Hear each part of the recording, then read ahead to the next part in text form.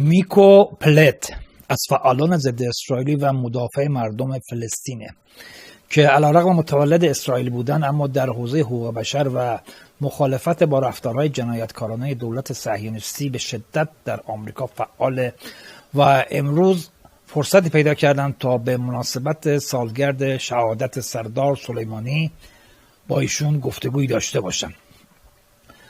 آقای پلت، با تشکر از فرصتی که به من دادید و با توجه به اینکه چند روزی میشه که سالگرد شهادت سردار سلیمانی رو پشت سر گذاشتیم، میخوام در اولین پرسشم نظر شما رو در مورد ایشون بپرسم و اساساً شما رهبری و مدیریت نظامی جناب آقای قاسم سلیمانی طی دوران فرماندهی سپاه قدس رو چگونه ارزیابی کرد و میبینید؟ Well, first of all, thank you for having me. I don't know that I'm the right person to answer that kind of a question, not being Iranian myself or living in Iran. But but it seems that he was clearly a reasonable or a voice of reason, I should say, a voice of reason and moderation, and which reflects, I think, the policy of Iran when it comes to conflicts, when it comes to the U.S. and so forth. And so,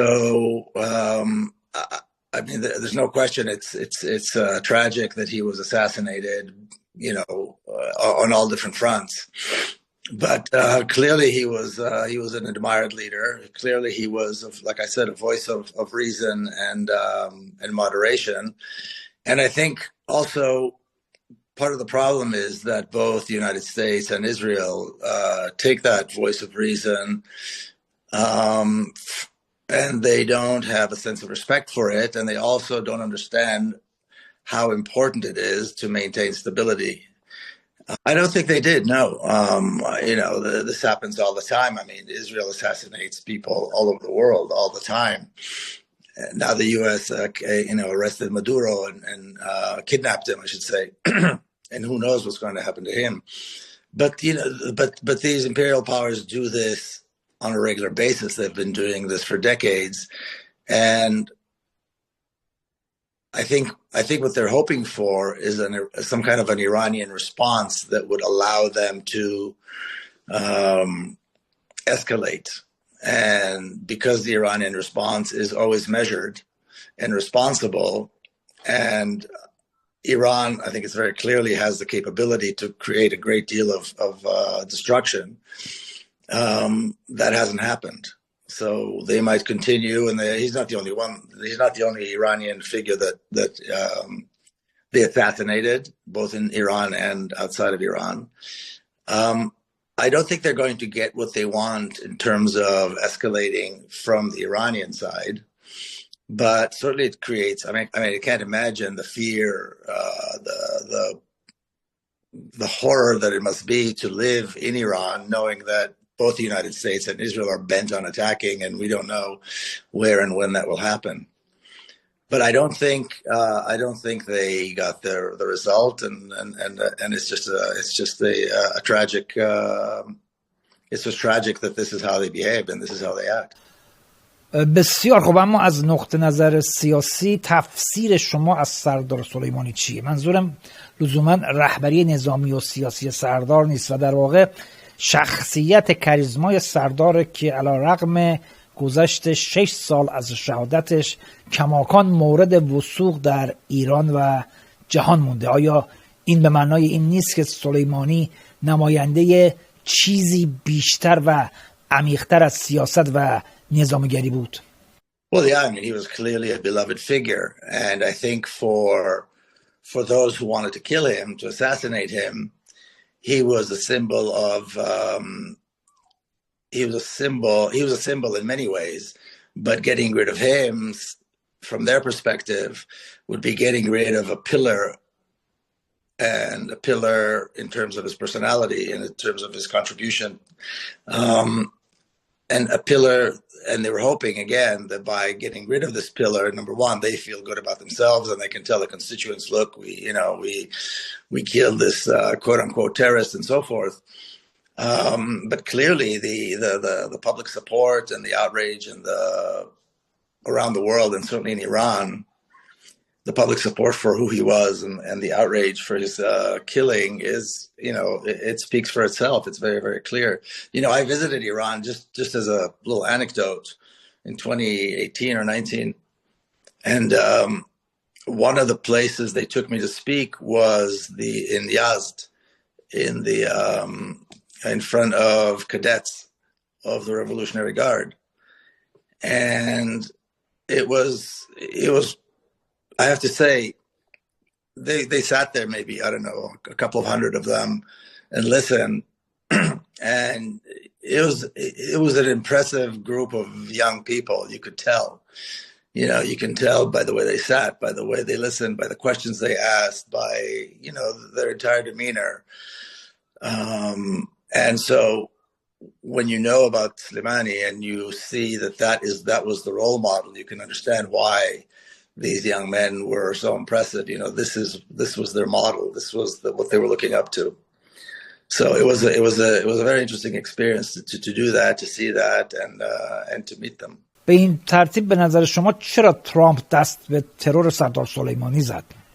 Well, again, because I think he was an impressive figure. He obviously had a great deal of influence. He was obviously I think in many ways he was a symbol of Iranian strength. He was a symbol of Iranian,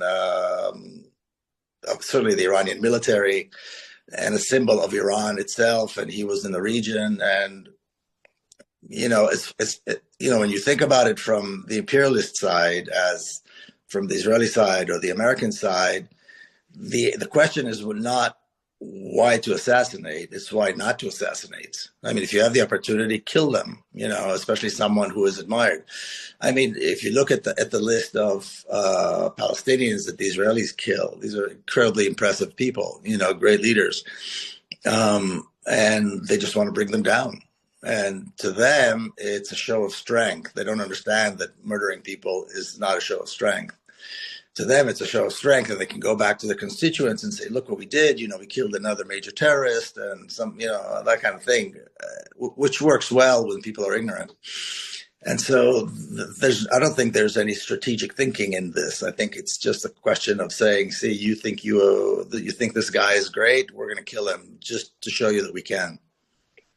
برخی از تحلیلگران معتقدن حمله اسرائیل به ایران، منظورم جنگ 12 روزه بین اسرائیل و ایرانه، ناشی از نبود سردار سلیمانی بود یا یکی از دلایل مهمش بود و اسرائیل فکر میکرد که فقدان سردار سلیمانی فرصت سیاسی بهتری برای شکست دادن ایران رو به تل‌آویو میده.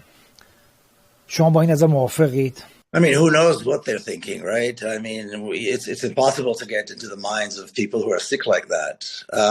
But I think what was learned, the lesson that was learned from that is that, and I didn't think the Israelis would dare attack Iran because they know the abilities of Iran, and it's not, it's not Gaza. They're going to pay a heavy, heavy price. And they did pay a heavy, heavy price. And again, I thought, I gave them more credit, I suppose, than they deserve in terms of their strategic thinking. I mean, it's madness. It would be suicide, completely suicidal to attack Iran. Iran, is a formidable foe. And yet they did it, and I think they learned their lesson. I hope they learned their lesson. The Iranian retaliation was swift, it was accurate, it was measured. And again, I keep saying measured and responsible, and that seems to be a theme with Iran's responses to all this enormous violence that's turned against them, and potential violence and sanctions and so forth. Their response is always measured and responsible. And so, but I hope that the Israelis learned their lesson and they won't repeat it. And one would hope that the Americans learn from that lesson as well, not to dare to strike Iran, because it would be a fatal mistake. آقای پلت، ترامپ با شعار دیگر جنگی در کار نیست وارد عرصه انتخابات ریاست جمهوری آمریکا شد. چیزی شبیه دکترین انزوا طلبانه مونروه. اما همین ترامپ در 2025 7 کشور رو بمبارون کرد و اکنون هم در تلاش برای تغییر رژیم در ونزوئلاست. ارزیابی شما از این واقعیت که آقای ترامپ ادعا کرده که مخالف این جنگای ابدیه، اما همزمان کشورهای مختلف رو به بهانه‌های کاذب بمباران میکنه چیه؟ Well, when you ask him, he's made peace with all these different countries, and he facilitated peace. But it only shows how completely deluded he is. Clearly, the United States, it doesn't really matter who's standing at the top because it's a massive war machine. And we know about the military-industrial complex, and we've known that that's been the leading force in foreign policy for many decades. But it really doesn't matter who's the head, who leads this war machine. There's no way, unless there's a deep change in the way the United States operates domestically. There's no way for the United States not to engage in war. You know what I mean? They want the resources. They want to sell weapons. They want to manufacture more weapons. They want to experiment with these weapons. So they have Israel doing some of the work, and then they do some of the work. It's also, maybe it's not a very nice thing to say, but I think it's in the nature of the United States. It's in the nature of imperial powers to attack, to be violent, to steal resources from other countries, and so forth. So yes, Trump is the guy leading it right now, and he is deluded, and he is, he's a maniac. But if we look historically, it could have been anyone, unless there's a serious look at how domestic politics work in America. I don't see this changing. And there's always a devil. It was the Soviet Union, and it's China, then it's Russia, then of course Iran came up, and that was, they love attacking Iran, and they love, talking about how Iran is terrible and so on. So I don't know that the fact that it's Trump is relevant. It's the problem is systemic in this imperial power, which wants to rule the world and steal the resources. سوال بعدیم اینه که با توجه به حمایت تمام قد و پرهزینه ترامپ از اسرائیل، آیا معتقدید که حمایت تمام عیار با منافع ملی مردم آمریکا سازگاری داره؟ Short term. But again, the question is how you define what are U.S. national interests. In the short term, you can say, well, there's jobs, there's influence, there's oil.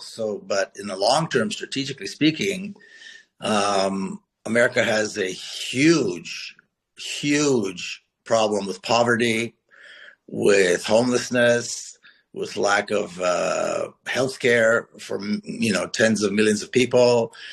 Schools public schools are in terrible shape, and on and on and on. The level of education in the United States is abysmal, really abysmal. I mean, half the people you talk to in the street, if you say Palestine, they confuse it with Pakistan. More than half, I would say, and they don't know what the hell you're talking about. So if you ask me, I said, no, they should divert all of this money to building schools and hospitals and roads and infrastructure and lifting the homeless. A large percentage of the homeless in the United States are veterans, people who served in the military, people who were traumatized by these endless wars, and there's no mental health care provided to them. So they can't hold a job, so they're, and they're traumatized, and so they have no choice. They can't, they end up on the street. I used to live in San Diego, and San Diego is a very big military base, and bases, I should say, naval bases. And all around San Diego, there are entire streets that are just homeless people on the streets, just tents and just these communities. And the vast majority are veterans.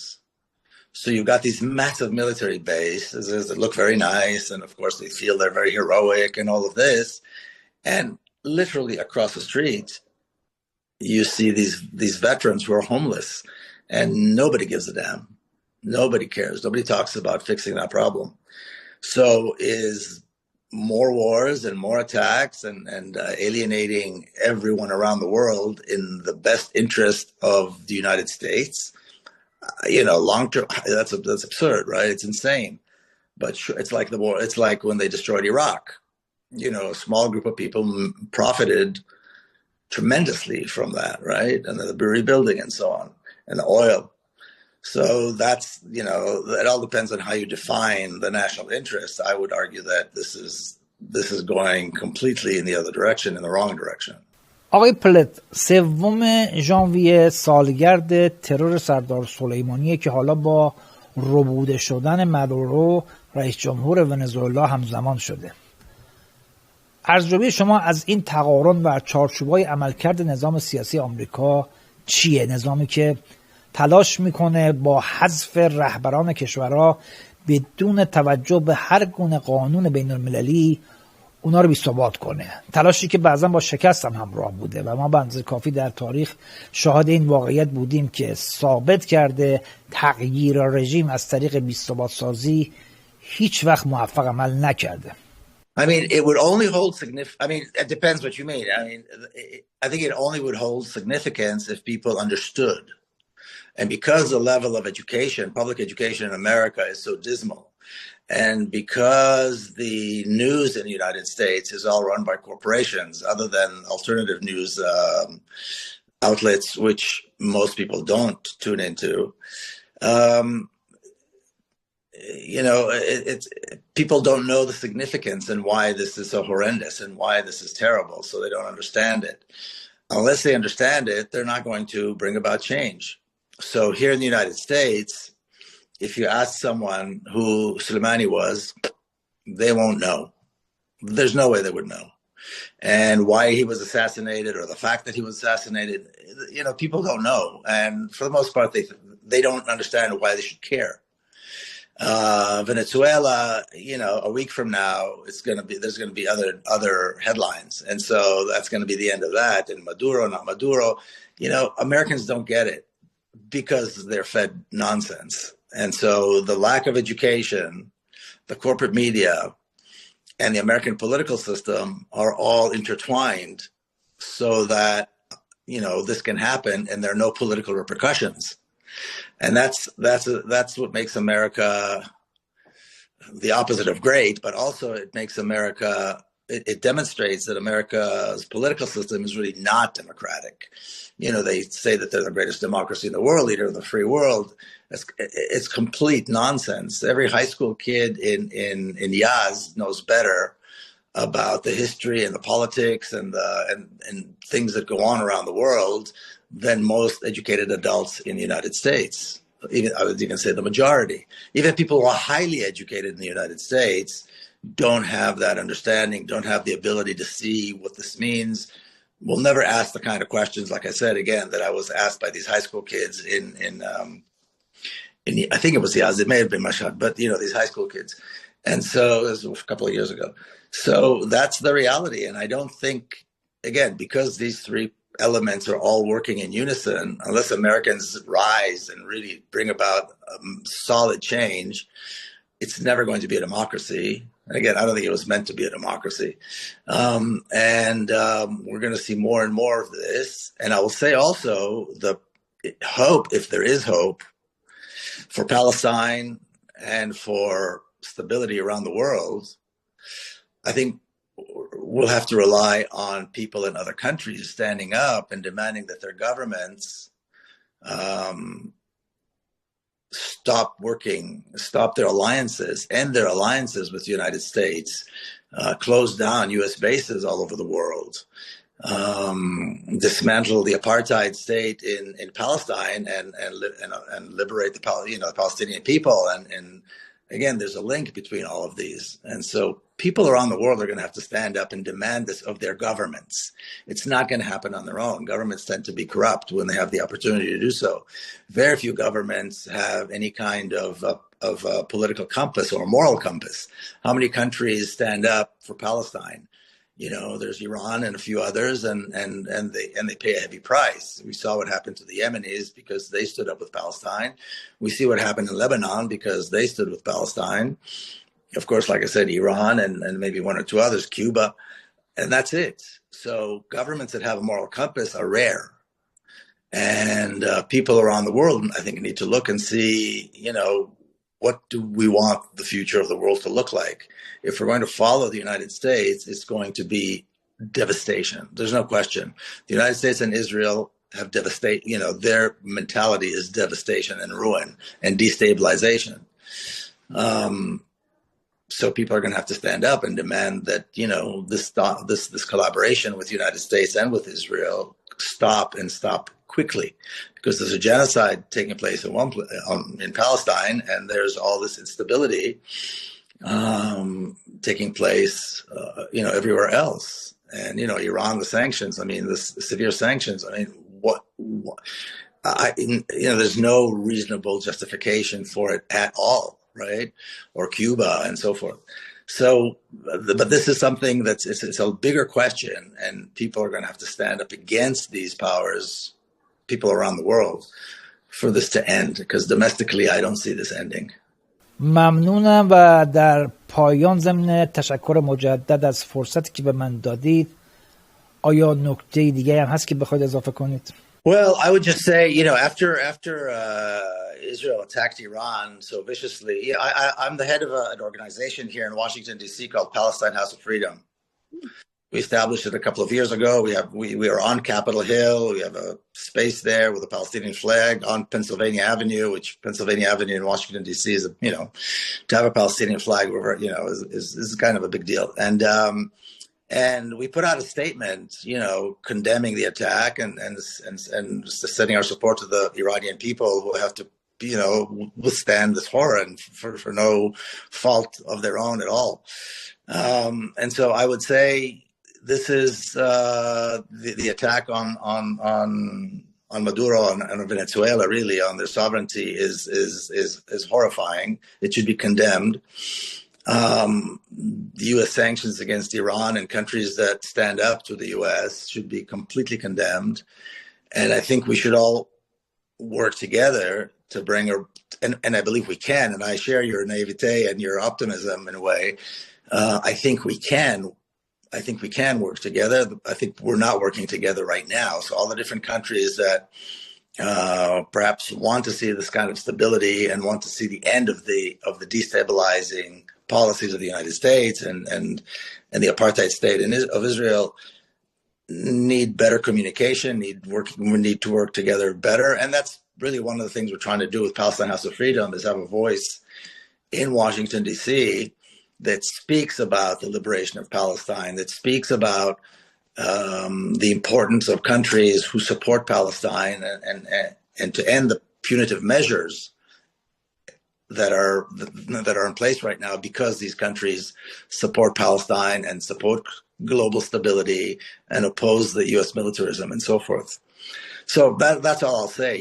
I hope we all work together better and communicate more so that we can, crystallize our strategic goals and bring about a better world. با تشکر از شما آقای پلد و تشکر از بینندگان محترمی که با حمایت‌های همیشگی خودشون ما رو کمک و تقویت کردن که این راه رو با بضاعت خودمون انجام بدیم. خداحافظ تا برنامه بعد.